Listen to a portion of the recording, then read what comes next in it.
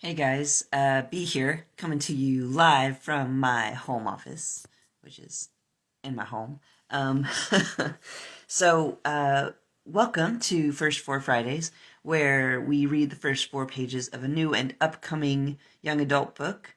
Today we have one called Blazewrath Games by Amparo Ortiz. And so I'll read you a description, and then we'll get right into the first four pages.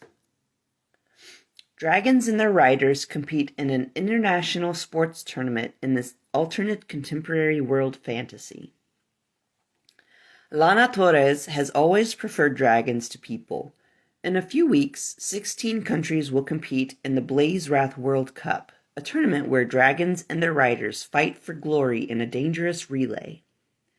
Lana longs to represent her native Puerto Rico in their first ever World Cup appearance, and when Puerto Rico's runner, the only player without a dragon steed, is kicked off the team, she's given the chance. But when she discovers that a former Blazewrath superstar has teamed up with the Sire, a legendary dragon who's cursed into human form, the safety of the cup is jeopardized. The pair are burning down dragon sanctuaries around the world and refuse to stop unless the cup gets cancelled. All Lana wanted was to represent her country. Now, to do that, she'll have to navigate an international conspiracy that's deadlier than her beloved sport. So, we got dragons, we've got intrigue, and now we have the first four pages. All right.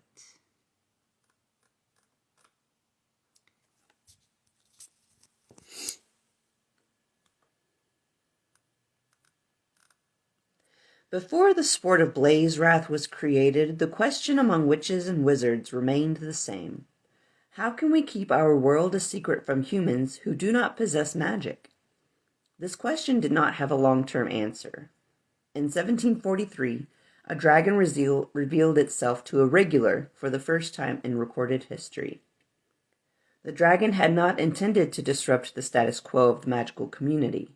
It had wished to ask that regular a different question. Are you ready to soar? Excerpt from Harleen Kurana's A History of Blazewrath Around the World. Chapter 1. Dragons are better company than people. Not that I hate people. Some are okay. People can't fly, though. Not with wings strong enough to break the shell of a dragon's egg, which is as hard as steel. Wings that double as weapons. Witches and wizards use fancy metal wands and even fancier potions to get off the ground. So what? Dragons don't need wands or potions. They can just fly. Every 2 years, I watch them fly and fight for the Blazewrath World Cup. No other sporting event is the home of dragon riders and their huge steeds, hailing from the 16 countries chosen to compete. Other sports have players who run, but they don't have a runner, the only player without a dragon steed, who has to reach the top of a magically conjured mountain before they're blown away by a fireball or beaten to a pulp. After today, that could be me. For the billionth time, I sort through the stack of pages on my bed. Each one has a header that reads, Puerto Rico, Runner Tryouts Application. I reread the first page. Lana Auralia Torres, age 17. Application accepted. Appointment, July 16, 2017 at 1 p.m. The Ritz-Carlton, Naples, Florida. Asterisk. All candidates must possess an official birth certificate from Puerto Rico. If attending tryouts in the United States, candidates are required to participate in their current state of residence and none other. Previous track and field experience is preferred but not mandatory. Training in martial arts is highly recommended. Today is July 16. It's been 4 weeks since Blazewrath tryouts officially began. Now they're finally coming to Florida. Puerto Rico's former runner, Brian Santana, got kicked off the team in April. Getting fired is bad enough, but getting fired before your country plays for the first time ever? I would have cried.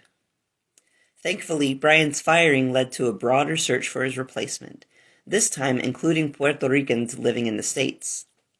I'd switched from lamenting the loss of my country's runner to celebrating the chance to take his place. I don't have the, quote, highly recommended martial arts training, unless watching YouTube videos and hitting imaginary rivals in my bedroom counts. I used to be on my middle school's track and field team, but my grades started slipping, so Mom told me to focus on studying instead. Hopefully, I'm still fast enough to impress the International Blazewrath Federation. There's a knock on my door. Lana, are you all set? Mom asks. I need help with the wrapping paper. Just a sec. Thank God the door's locked. The ruby red shirt and faded denim jeans I will be wearing to hide my sporty clothes are still laid out next to my tryout documents. Okay, I'll be downstairs. Mom's footsteps echo across the hall. Even though the coast is clear, I rush to put on my shirt and jeans. My brown hair flops all over the place, but after a few frantic brushes, I wrangle it into a decent ponytail. I slip on my black and white Adidas sneakers, the ones I run in every morning. Mom's used to seeing me in them, so she won't find it suspicious that I'm wearing them to celebrate my cousin Todd's birthday. Besides, we're taking him to a wand shop. No need to whip out the stilettos and fringe. I do a quick pirouette once I'm dressed. My meeting with the International Blazewrath Federation is in a mere 5 hours. Today, I might become the new runner for Team Puerto Rico. I might get picked to rep my beautiful island. The island I haven't visited in 12 years. My smile fades. 12 years is too long to spend away from home. The place where I became myself. Before my Puerto Rican father and my white American mother divorced, we'd lived in the mountains of Calle. I would dash around our 2-story house, its walls decorated in cracked coral paint, pretending to chase after dragons with Papi. He'd let me guide him through the endless greenery outside and the sloping, pothole-ridden roads. Our neighbors would catch me with notepads and purple pens, jotting down clues that would take me to their dragon's lair. There hadn't been Sol de Noche dragons in Puerto Rico then. There was just a father and his only child, their feet running as fast as their imaginations. Our imaginations were never as exciting as Blazewrath. The Cup takes place in a different country every 2 years. I was only 4 when Papi let me watch my first tournament. He rearranged the furniture in our too-hot living room, barefoot and belting 80s rock songs, the windows open and the ceiling fan blasting. He demonstrated in theatrical lunges what the runner has to do on the mountain and explained the offensive tactics each team's dragons could do. 2 things engraved themselves in my heart. The way my father's face lit up whenever a match started, and how I desperately craved to be part of the matches myself. Puerto Rico made me who I am, but Blazewrath is the reason I was born. It's my purpose in a life without my island, a life without my father who's currently living in Brazil. He doesn't know I'm trying out. If I get picked for Team Puerto Rico, it'll be the best surprise of his life. If nothing happens, he'll never know what a disappointment I was to us both. I grab the Whisperer on my dresser. It looks like a red sports watch and fits my wrist like a charm. I press the silver adjust button. Samira, can you hear me? Affirmative, what's up? She says. Tupac's Keep Your Head Up blasts in the background. This Whisperer has way better sound than my phone. Thanks to magic, it lets me communicate with anyone from anywhere. I'm not a witch, but being best friends with one has its perks.